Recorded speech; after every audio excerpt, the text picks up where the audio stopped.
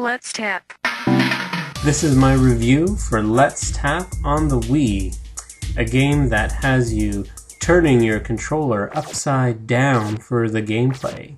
That's right. You lay down the remote on a platform that will reverberate sound effectively. They recommend something like a shoebox. In this video you can see at the bottom right I have it on the lid of a Tupperware container, and you place it face down, and what I think it does is picks up the audio from you tapping, but it's quite sensitive, so you really don't have to tap very loud for a lot of the actions. It is basically a mini game collection. The first game included is a sprint type game where you tap to make your character run along a track, and you tap hard to make them jump. Up to 4 people can play at the same time.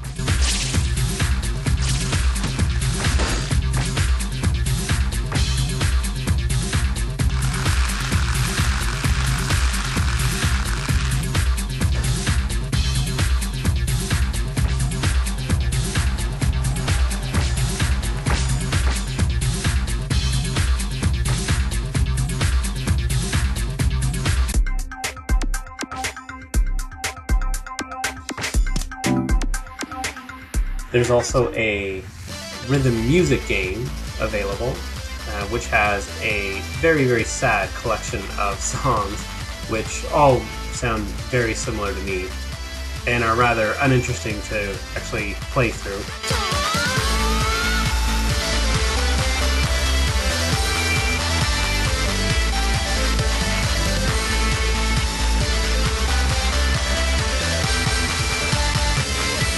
Another game available is this Jenga-style game where you're removing blocks by very gently and very slowly tapping your hands so the blocks will move out of the way and hopefully the tower won't topple over.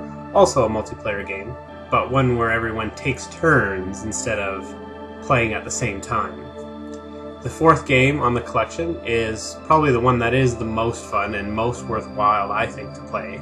And it has 2 different modes. A single player mode, where you kind of doing a 2D side-scrolling shooter game, where you tap to make your character float up and down to avoid obstacles, and tap hard to fire a missile. You have to periodically land to recharge. There is also a multiplayer mode, which is not shown in this video, which comes up to more of an asteroid-style game where you're pitting yourself against another player and you try and shoot each other down. I say asteroids as you basically rotate your character as you're floating around and try and shoot when you have your target lined up. There's also this really weird mode. I'm not exactly sure what the idea was behind it, but it's kind of an artistic mode where you can go in and choose fireworks or paint brushes or create ripples in a river, and by slamming down on whatever it is you have your mode on top of at what seems like at random, you create patterns and shapes or colors, but apparently there is some kind of method to it, as if you do the right combination of something, various forms of objects and specific types of firework explosions or new types of fish will come into view. Really, it's got to be the absolute lowest form of gameplay out there. It's so far below even button mashing, it's incredible, because all you really need to do is be able to flail your arms about and something will happen. I picked this game up for a very inexpensive price. It was only $5. It's not quite worth the $5 though, as the gimmick is not really the best use of the controller, and it gets kind of old fast, and really they could have done a lot more than the 4 minigames that they included. I know some people may say it's tough to complain for $5, but I'm doing it anyway. Controls are very touchy.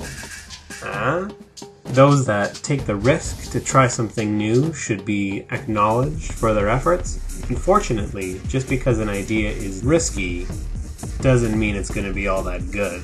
I guess that's really where the risk part comes in. It's somewhat fun for a little bit, easily forgettable, and maybe if you see it at a flea market for 25 cents, you'd want to consider picking it up.